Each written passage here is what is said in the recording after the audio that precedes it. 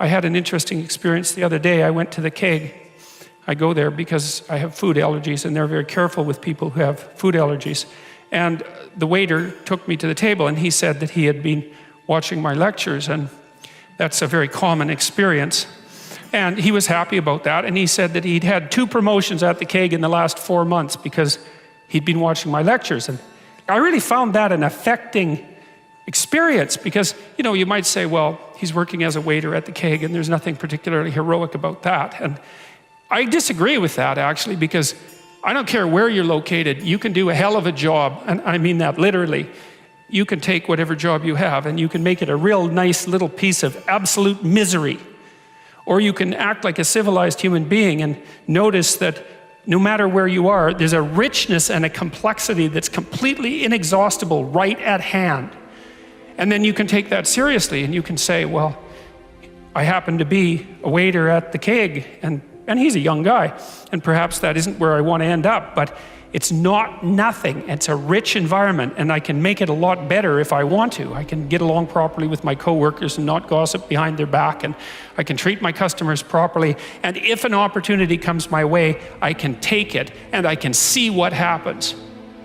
And so he said that's what he'd started doing, and that things were working out much better for him. He was in a much better job than he was 3 months ago, and 3 months, that's nothing, right? I mean, that's a nice trajectory. It's an uphill trajectory, and that's what you want, really. An uphill trajectory is actually even better than being somewhere good, as far as I'm concerned, because one of the things that really makes your life meaningful is the clear realization that you're headed somewhere better than you are now. And then it's even better if you also understand that there's a direct causal relationship between the things that you're doing and the steepness of that incline. And so I get a lot of letters from people like that, and they say, well, you know, I've been listening to these lectures and I decided that I'm going to try to take responsibility for my life, and so I've started to stop doing all the stupid things that I know that are stupid that I know I shouldn't be doing, and I've started doing some of the things that aren't stupid that I know I should be doing, which seems pretty obvious, really, if you think about it.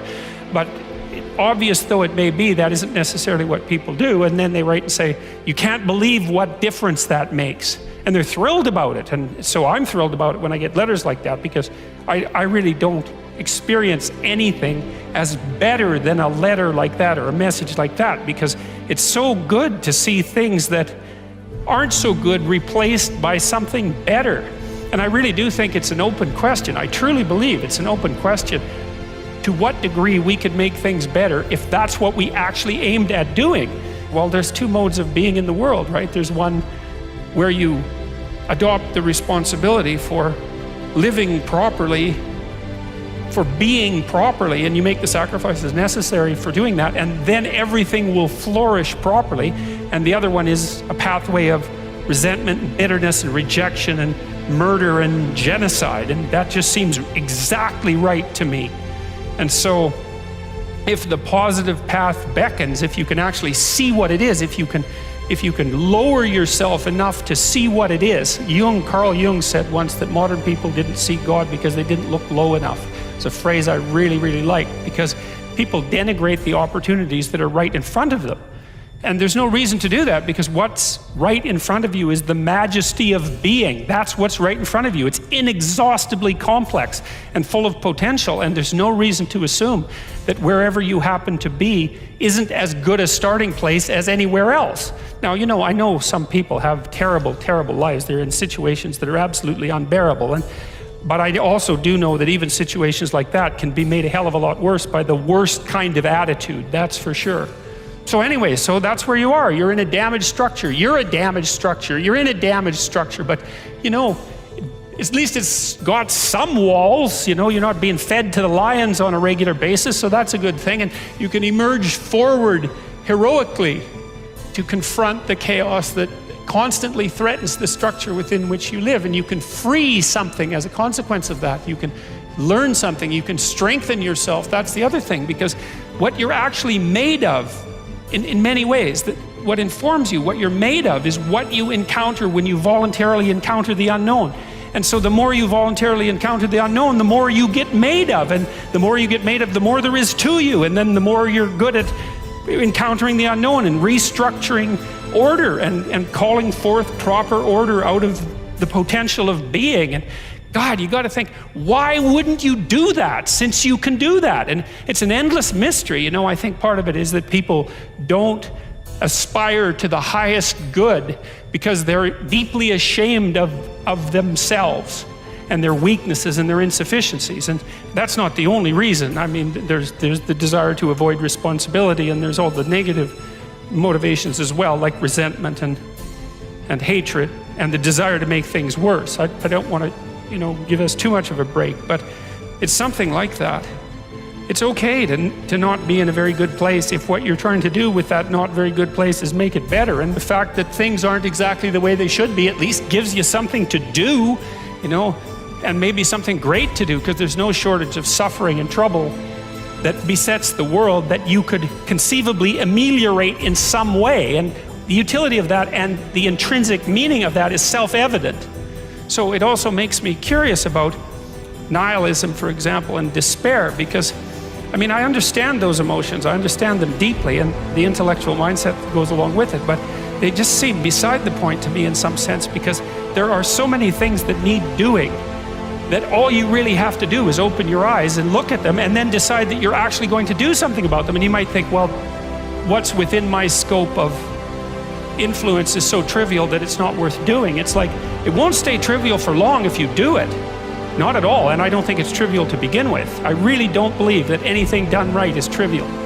My experience in my life has been that anything I actually did paid off. It didn't pay off necessarily in the way that I expected it to pay off. That's a whole different story. But if it was genuine commitment to do something, even if it went sideways and the outcome was really something other than what I expected, the net consequence over time was nothing but good. So every new frontier that can be conquered is an advance forward, and there's no shortage of frontier because we're surrounded by the unknown. We're surrounded by our own ignorance, and we can continually move into that domain, into the domain of chaos, or we can restructure pathological order, and that's the secret to proper being.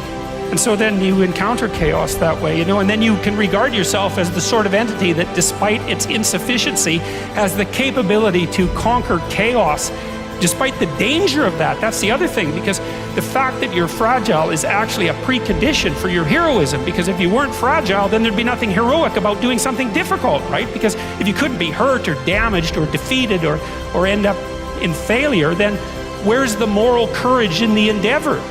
It has to be that the fragility is built into the courage.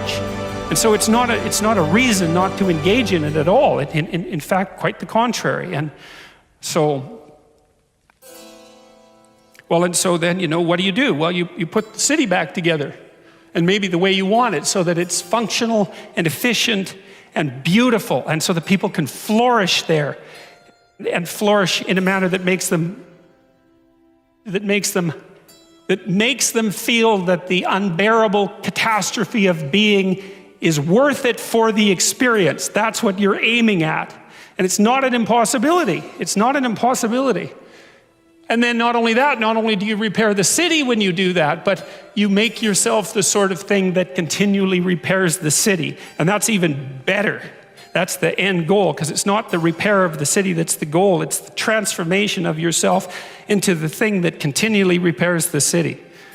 And so there's just no reason for that not to happen. And the more it can happen, the better.